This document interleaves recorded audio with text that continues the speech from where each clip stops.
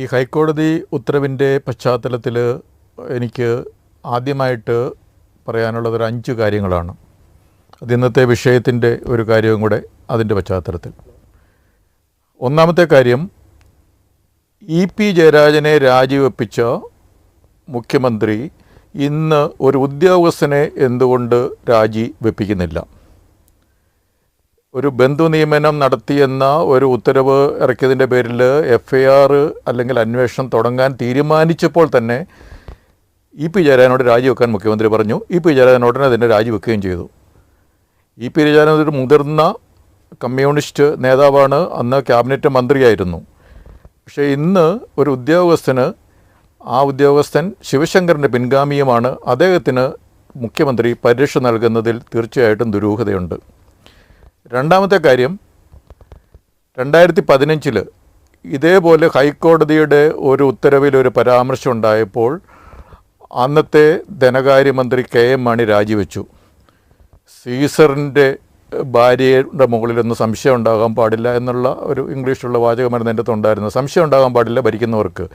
ഇന്ന് സീസറിനും സീസറിൻ്റെ കുടുംബക്കാർക്കും സീസറിനോട് ഒപ്പമുള്ളവർക്കൊക്കെ സംശയത്തിന് മാത്രമല്ല, അതിൻ്റെ അപ്പുറത്തേക്ക് പ്രശ്നമുള്ള സമയത്ത് രാജിവെക്കുന്നില്ല എന്നുണ്ടെങ്കിൽ ഹൈക്കോടതി, അതായത് ഭരണഘടനാ കോടതിയോട് എന്ത് സമീപനമാണ്, എന്ത് ബഹുമാനമാണ് ഭരണഘടനാ കോടതിയോട് മുഖ്യമന്ത്രിക്കുള്ളത് എന്നുള്ളത്, ഈ ഉദ്യോഗസ്ഥനുള്ളതെന്നുള്ളത് രണ്ടാമത്തെ കാര്യം.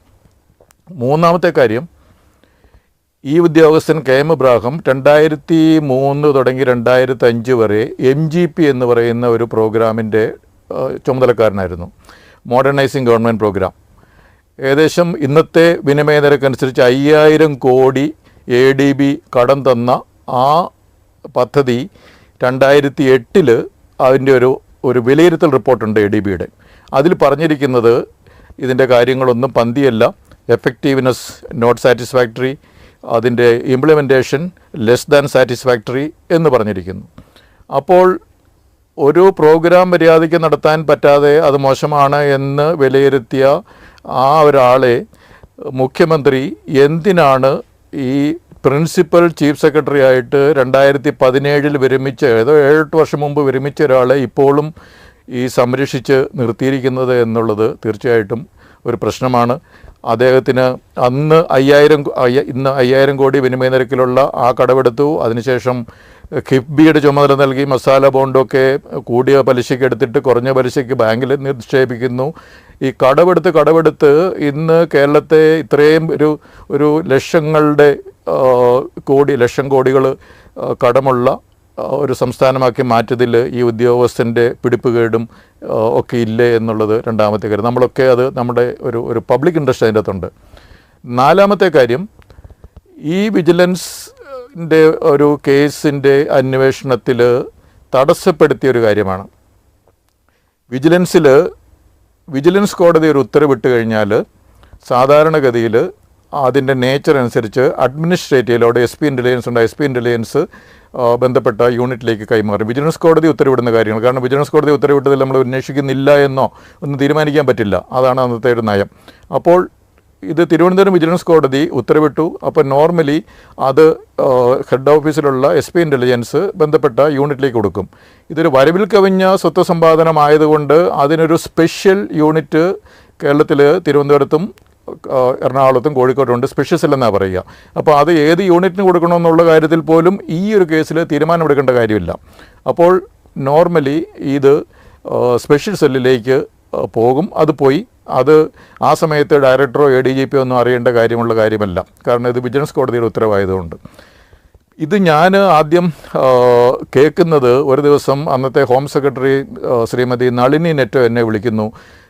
KM ഇബ്രാഹിത്തിൻ്റെ വീട്ടിലൊരു റെയ്ഡ് നടക്കുന്നുണ്ടല്ലോ, എന്താ കാര്യമെന്ന്. അപ്പം ഞാൻ പറഞ്ഞു, എനിക്കറിഞ്ഞുകൂടാ അവിടെ റെയ്ഡ് നടക്കുന്ന കാര്യം, എന്തിനാണ് റെയ്ഡെന്ന് പറഞ്ഞുകൂടാ. അപ്പം പറഞ്ഞു അത് അന്വേഷിക്കാം. ഉടനെ ADGP, അന്ന് ദർവേഷ് സാഹിബായിരുന്നു ADGPയോട് ചോദിച്ചു, ADGP വല്ലതും പറഞ്ഞിട്ടുണ്ടോ ഇങ്ങനെ റെയ്ഡ് നടത്താൻ വേണ്ടി? അപ്പോൾ പറഞ്ഞു ADGPക്ക് അറിഞ്ഞുകൂടാ. അപ്പോൾ ADGPയോട് അന്വേഷിക്കാൻ പറഞ്ഞു. അപ്പോൾ ADGP അന്വേഷിച്ചിട്ട് പറഞ്ഞു, ഇത് സ്പെഷ്യൽ സെല്ലിലെ ഒരു SP ഒരു വിജിലൻസ് കോടതിയിൽ നിന്നൊരു കേസിൻ്റെ അന്വേഷണമായിട്ട് പോയിരിക്കുകയാണ്. അപ്പോൾ അതൊരു 11 മണി സമയമാണ്. അപ്പം കണ്ടിട്ട് പറഞ്ഞു ഇപ്പോൾ അവിടെ അദ്ദേഹത്തിൻ്റെ വൈഫ് മാത്രമല്ലേ ഉള്ളൂ ഈ സമയത്ത് പോയത്. അപ്പോൾ തന്നെ ADGPയോട് പറഞ്ഞു അത് ശരിയല്ല, തിരിച്ചു വിളിക്കാൻ പറഞ്ഞു. അപ്പോൾ തിരിച്ചു വിളിച്ചു. അത് ഭയങ്കര ബഹളമായി. അപ്പം ഞാനതിൽ സംശയിക്കുന്നത് ഈ SP-യും ഈ KM എബ്രഹാമും തമ്മിലൊരു ഗൂഢാലോചന നടന്നിട്ടുണ്ട്. കാരണം കേസ് ആദ്യത്തെ ദിവസം തന്നെ തടസ്സപ്പെടുത്താൻ വേണ്ടി അന്നത്തെ വിജിലൻസിൻ്റെ SP-യും ഈ KM എബ്രഹാമും തമ്മിലൊരു ഗൂഢാലോചന നടന്നിട്ടുണ്ട് എന്ന് ഞാൻ ബലമായി സംശയിക്കുന്നു. അതുകൊണ്ടാണ് ഈ 11 മണി സമയത്ത് ഇദ്ദേഹം ഓഫീസിൽ പോയ സമയത്ത് ഈ അന്വേഷിക്കാനെന്ന് പറഞ്ഞ് അവിടെ പോയത്. അല്ല, നോർമലി ഇങ്ങനൊരു സീനിയർ ഉദ്യോഗസ്ഥൻ്റെ അടുത്ത് വിജിലൻസിൻ്റെ ഏതെങ്കിലും യൂണിറ്റ് അന്വേഷിക്കാൻ പോകുമ്പോൾ സീനിയർ ഉദ്യോഗസ്ഥർ അങ്ങനെ എന്തെങ്കിലും ആണെങ്കിൽ സാധാരണ മേലുദ്യോഗസ്ഥരോട് പറഞ്ഞിട്ടേ പോകാറുള്ളൂ. ഇതിൻ്റെ കാര്യത്തിൽ പറഞ്ഞില്ല. അതിൻ്റെ അർത്ഥം അന്നത്തെ SP തീർച്ചയായിട്ടും KM എബ്രഹാമായിട്ടും ഗൂഢാലോചന നടത്തിയിട്ടുണ്ടാവും. അപ്പം അതുകൊണ്ട് അന്വേഷണം അന്ന് തന്നെ തടസ്സപ്പെട്ടു. പിന്നെ അതിനുശേഷം IAS അസോസിയേഷൻ്റെ ഒരു പെൻ ഡൗൺ സമരവും അങ്ങനെ മുഖ്യമന്ത്രിക്ക് പരാതിയും പല വലിയ പ്രശ്നങ്ങൾ ഉണ്ടായ ഒരു കാര്യമാണ് ഇദ്ദേഹത്തിനെതിരെ അന്വേഷണം തുടങ്ങിയ ദിവസം. അതിനുശേഷം എൻ്റെ പീരീഡിൽ അന്വേഷണം നടന്നിട്ടേ ഇല്ല. അന്വേഷണം തടസ്സപ്പെട്ടു. കാരണം അന്ന് പരാതിയിലറിയാം, കൊല്ലത്ത് കടപ്പാക്കടയിൽ ഒരു ബിൽഡിംഗ് ഉണ്ട്, അതുപോലെ ബോംബെയിൽ ഫ്ലാറ്റുണ്ട്. അതൊക്കെ അന്ന് പരാതിയിൽ പിന്നീട് ഞാൻ അന്വേഷിച്ചപ്പോൾ അതൊക്കെ മനസ്സിലായി. അപ്പോൾ ഇതിൻ്റെ ഒരു തുടക്കത്തിലെ തടസ്സപ്പെടുത്തിയത് തീർച്ചയായിട്ടും ഒരു ഗൂഢാലോചന അതിൻ്റെ പിന്നിൽ വിജിലൻസിലെ അന്നത്തെ SP-യും ഈ KM എബ്രഹാമും തമ്മിൽ തീർച്ചയായിട്ടും ഉണ്ടാവും. പിന്നെ എനിക്ക് ശേഷം വന്ന ലോക്നാഥ് ബെഹ്റയുടെ സമയത്താണ് പിന്നീട് ഇതിൻ്റെ അന്വേഷണം വിജിലൻസ് നടത്തുകയോ ഈ ഹൈക്കോടതിയുടെ പരാമർശത്തിൽ പറഞ്ഞിരിക്കുന്ന വിധത്തിലുള്ള നടപ്പൊക്കെ നടന്നത് ലോക്നാഥ് ബെഹ്റയുടെ പീരീഡിലാണ്. അതിനുശേഷം കോടതിക്ക് റിപ്പോർട്ട് കൊടുത്തതൊക്കെ. അഞ്ചാമത്തെ ഒരു കാര്യം കൂടെ ഉണ്ട്.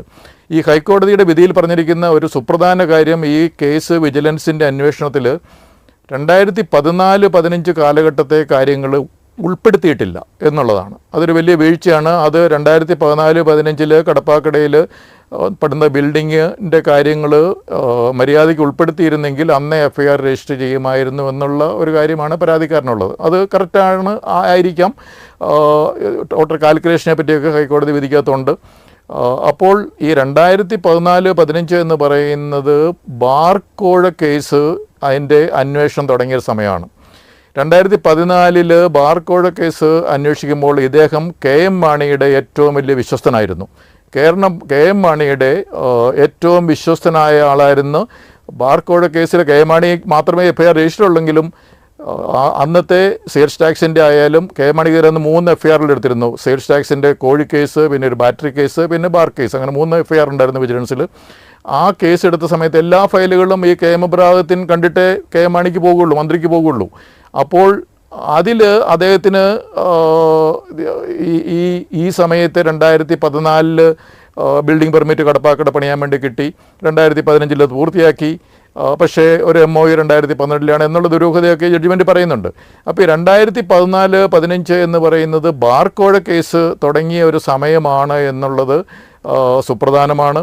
അപ്പോൾ അതുകൊണ്ടാണോ ഈ 2014-15 ഒഴിവാക്കിയ ഒരു ചെക്ക് പീരീഡ് വിജിലൻസ് അതിൻ്റെ അന്വേഷണം, ഞാൻ പോകുന്നതിന് ശേഷമാണ് അന്വേഷണം നടന്നത്. ഞാൻ പോകുന്ന സമയത്ത് തടസ്സപ്പെട്ട് കിടക്കുകയായിരുന്നു. അത് ഫ്രീസറിൽ കയറ്റിയിരിക്കുന്ന സമയമായിരുന്നു. ഞാൻ പോകുന്ന ശേഷമുള്ള വിജിലൻസ് ഡയറക്ടറും അന്നത്തെ SPR അന്വേഷിച്ചൊന്നും എനിക്ക് അറിഞ്ഞുകൂടാ. അതാണ് ഈ 5 കാര്യങ്ങൾ പറയാനുള്ളത്. സാധാരണ വിജിലൻസിൽ ഡയറക്ടറും ഹെഡ് ഓഫീസിലെ അല്ലെ ADGP IG ഒക്കെ ഒരു വിജിലൻസിൻ്റെ അന്വേഷണം നടന്ന ശേഷമുള്ള റിപ്പോർട്ടാണ് വരിക. അതിന് മുമ്പ് ലീഗൽ അഡ്വൈസർ കണ്ടിരിക്കും. ലീഗൽ അഡ്വൈസർ സ്ക്രൂട്ടിനി കഴിഞ്ഞ ശേഷമാണ് വരിക. അപ്പോൾ ഇത് ഞാൻ കണ്ട റിപ്പോർട്ടല്ല. എനിക്ക് ശേഷം എൻ്റെ പിൻഗാമി എന്ന് പറയുന്നത് ലോക്നാഥ് ബെഹ്റയാണ്. അദ്ദേഹമാണ് അന്നത്തെ വിജിലൻസ് ഡയറക്ടർ.